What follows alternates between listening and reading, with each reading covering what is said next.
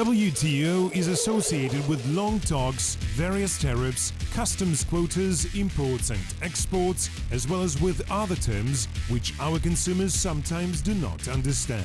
The task of WTO Market program is to break all the barriers between buyers and sellers because we know everything about the prices.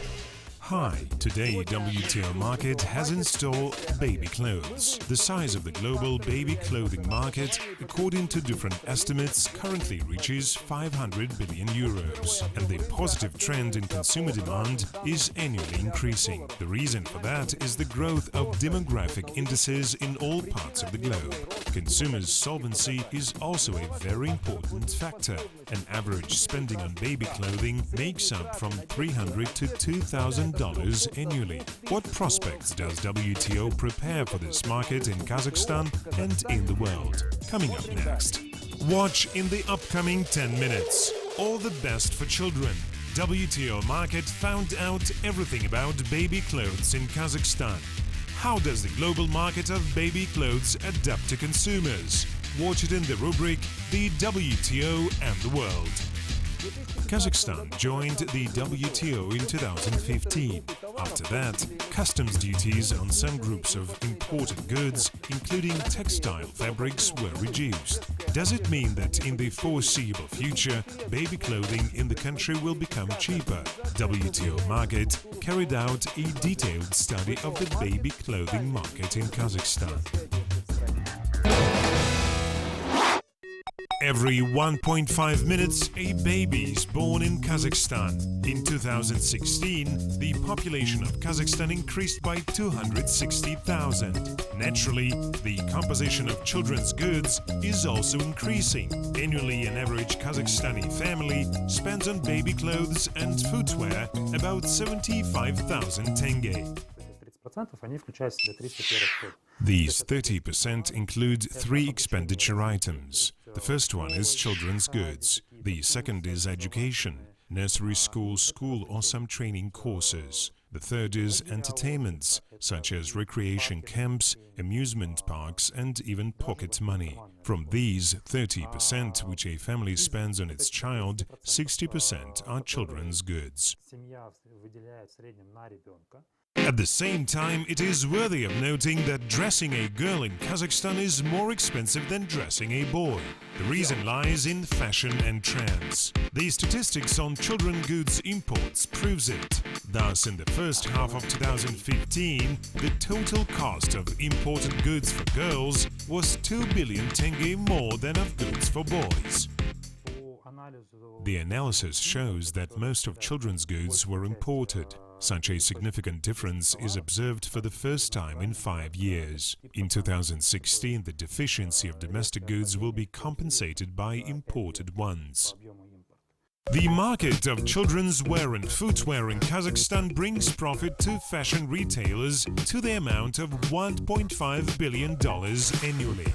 According to estimates of the Kazakhstan Association of Baby Products Industry, the largest part of the children's goods market belongs to China, Russia, Poland, Kyrgyzstan and Turkey. The so-called no-name brands from China and Turkey account for more than 50% of the baby goods market. The remaining part is represented by well-known domestic and foreign brands.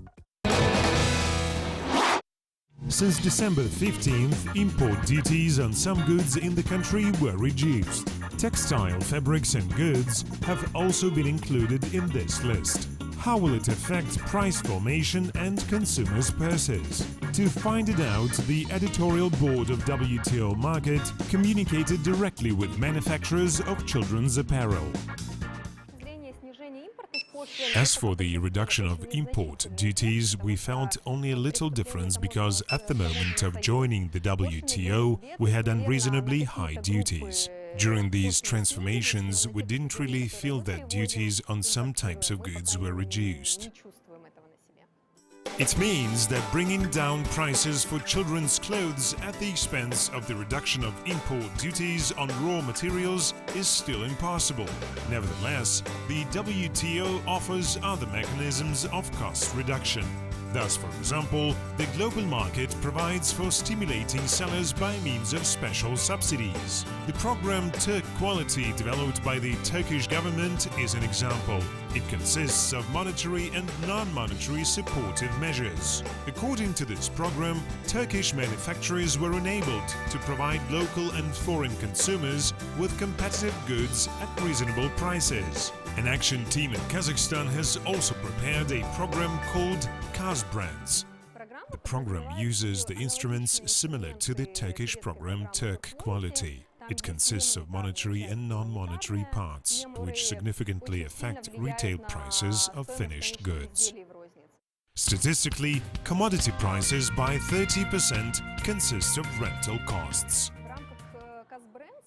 One of the instruments we use within the framework of Kazakh brands is a 50% subsidizing of rental costs. It means that from 30% we assume 15%. Therefore, the cost of brands from Kazakhstan will be lower by 15%.